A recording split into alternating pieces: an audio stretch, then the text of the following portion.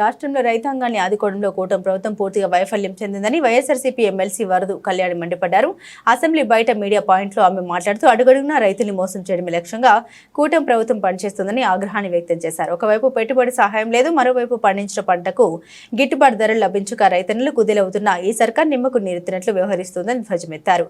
ఇంకా ఆమె ఏమన్నారంటే, శాసన మండలిలో ఈ రోజు వ్యవసాయంపై జరిగిన లఘు చర్చల్లో రైతన్నుల పట్ల కూటమి ప్రభుత్వం చూపుతున్న నిర్లక్ష్య ధోరణి బయటపడింది.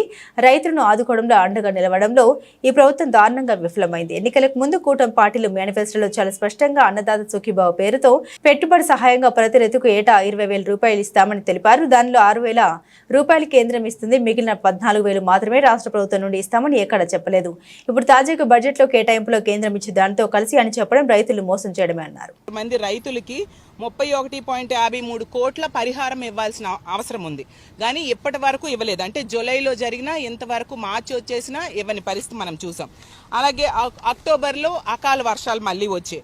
అప్పుడు 25,152 ఎకరాల్లో పంటలు దెబ్బతినడం జరిగింది. ఈ రాష్ట్రంలో 16,504 మంది రైతులకు 14.42 కోట్ల పరిహారం ఇవ్వాలి, వాళ్ళు నష్టపోయారు. కానీ ఇప్పటికి కూడా ఈ ప్రభుత్వం ఇవ్వలేదు. అలాగే తీసుకుంటే ఖరీఫ్లో తీసుకుంటే కరువు వలన 2,36,205 ఎకరాల్లో పంట నష్టపోవడం జరిగింది. అందులో 141,389 మంది రైతులకు 143.10 కరువు సాయం అందించాల్సిన అవసరం ఉన్న ఈ రోజు కూడా ఈ ప్రభుత్వం అందించిన పరిస్థితి మనం క్లియర్గా చూసాం. అలాగే నవంబర్లో పెంజల్ తుఫాన్ వచ్చింది. దానివల్ల 21,713 ఎకరాల్లో పంటలు దెబ్బతినడం జరిగింది. అందులో 14,437 మంది రైతులకు 11.43 కోట్ల రూపాయలు రైతులకు అందించాలి. అది కూడా ఈ రోజుకి ఇవ్వలేదు. అలాగే డిసెంబర్లో వచ్చిన అధిక వర్షాల వలన దెబ్బతిన్న 16,173 ఎకరాలకి 10,118 మంది రైతులకి ఇవ్వాల్సిన 7,61,00,000 కూడా పెండింగ్లో పెట్టడం జరిగింది. అలాగే రబీ 2023-24లో తీసుకుంటే 4,12,803 ఎకరాల్లో నష్టపోయారు రైతులు.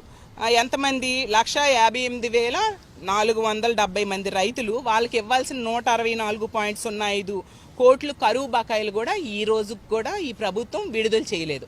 అంత దారుణంగా వ్యవహరిస్తూ సభాముఖంగా చాలా వ్యవసాయ రంగాన్ని ఉద్ధరిస్తున్నట్టుగా వ్యవసాయ శాఖ మంత్రి గారు చెప్పడం నిజంగా దారుణం.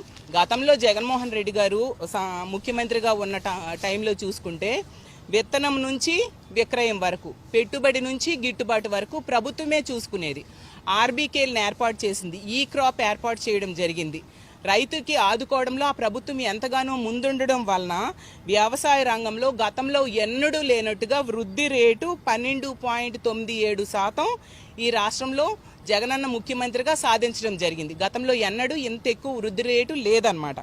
అంత చక్కగా వృద్ధి రేటు సాధించాము అంటే ఎంతగా వ్యవసాయ రంగాన్ని గతంలో వైఎస్ఆర్ కాంగ్రెస్ పార్టీ అధికారంలో ఉండేప్పుడు ఆదుకుంది వ్యవసాయ రంగాన్ని అనేది మనం అర్థం చేసుకోవచ్చు.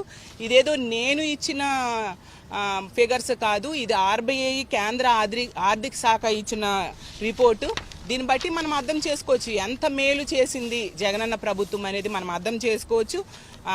జగన్మోహన్ రెడ్డి గారు ముఖ్యమంత్రిగా ఉండేప్పుడు మనం తీసుకుంటే ఉచిత పంటల బీమా ఇచ్చేవారు, మన అందరము చూసాం. ఉచిత పంటల బీమా ఇవ్వడమే కాకుండా 0 వడ్డీ రుణాలు ఇవ్వడం జరిగింది. రైతు భరోసా కేంద్రాలను తీసుకొచ్చి నాణ్యమైన విత్తనాలు, ఎరువులు